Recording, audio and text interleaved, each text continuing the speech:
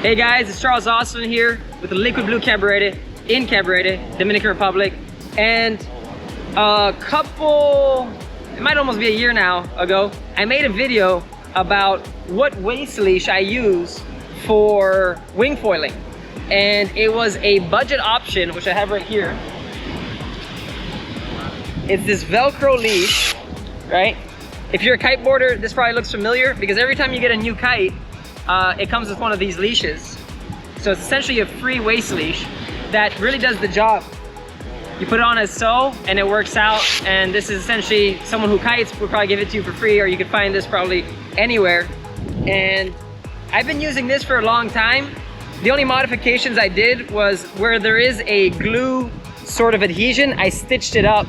And I also stitched up the little buckle a little bit more so that they're a little bit more durable, especially in the bigger waves. And I was using a regular leash. So I would attach this, just give it, and then use your imagination that this is on me right now. So I'll just attach a regular surf leash. This is a 6.0 surf leash. I'll attach the leash like that, put it to my board, and that's the end of the story. So this setup, if you already have a leash, then you don't have to buy a leash. And if you have this, then you don't have to buy that. So it could almost be a free setup to have a waist leash. But if you don't have this, then a basic leash would go for around, you know, $15, $30. And then a Velcro thing like this, a couple dollars or for free. But since I like to test things out, I decided to test out MANERA's brand new waist leash, as well, prone / wing foiling leash, so to speak, that is, let's say, a Mercedes-Benz of my creation. So this is how it looks. This is the leash belt from MANERA. Essentially a very nice foam padding with a durable, I don't even know what you'd call this, durable rope slider, and then a more heavy duty buckle.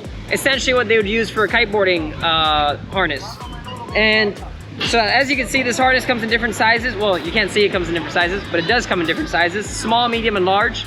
So you have to take it to your size, not a one size fits all. But once you get that, it essentially just pops on or straps on like this. I'm a medium and I'm waist size 31. So you can crank it down as tight as you want and use it like this. Now this belt, you can attach a harness hook to this in case you want to go winging with a harness on. So it does double. This acts like a leash belt just to attach your wing leash, your board leash, sorry. You can attach your wing leash as well, and you can attach a harness to it. So you can do everything you need with this belt. The belt does run $60 US in the States. So it's definitely not free, but this thing, once you buy it once, if you don't change in weight or in waist size, it's gonna last you forever essentially. And then here is the cool part, well, what I like, which is a lot better. So as you know, what I just showed you, I was using a normal surf leash, which was a 6-foot leash. So that, even though I'm riding an 85 centimeter mast, would still sometimes touch the water, right, when it's in the air. But now, as you can tell, this leash is 4'5" and an elastic. So when we stretch it out, it's definitely more than 4.5 feet, but it's very short in the sense that when you're riding with it, it doesn't touch the water. It's almost to a point, if I was taller, it'd be too short, because I do feel that when I'm standing on my board, I have a slight extension or pull in it, which I prefer rather than having a lot of sag.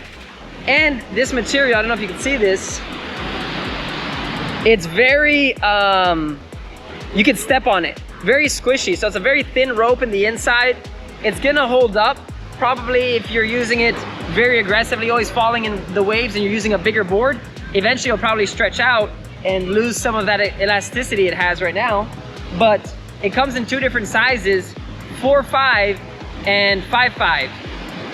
So I'm riding this board, which is a 4'6" Rocket Surf F1 board, 33 liters. I don't know why I glitched out right there. I sort of slowed down.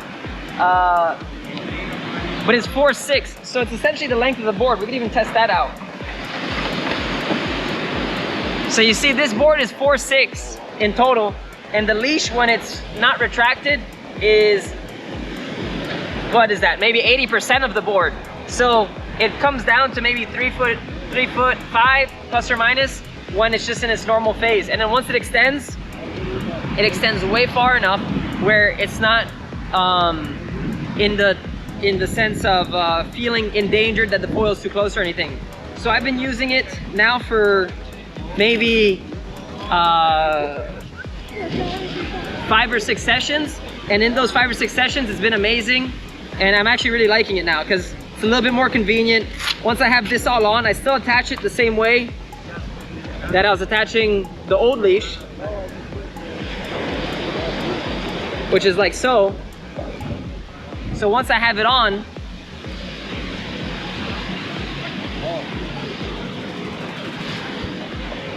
once I'm coming near the shore, I just unbuckle it and I can leave it, and then I let it float in the water. I'm not worried that the board's attached to me anymore. So it's a very quick eject, let's say, sort of system, which I like.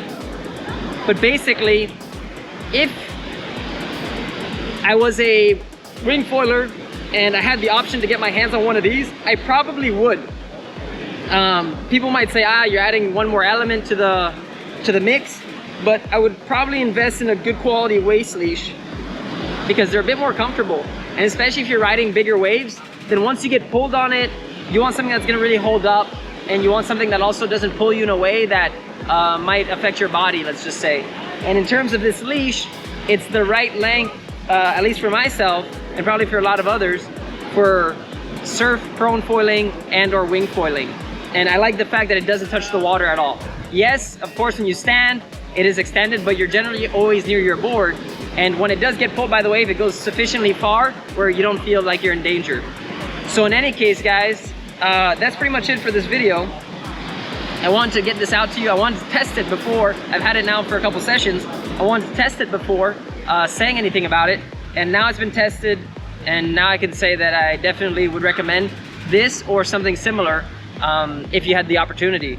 Just remember, it does come in different sizes, so make sure the size is the right one for you. And in terms of this leash, if you're riding a board that's under 5.0, then probably the 4.5 will work for you. And if you're riding a board that's above 5.0, I would maybe use the larger leash.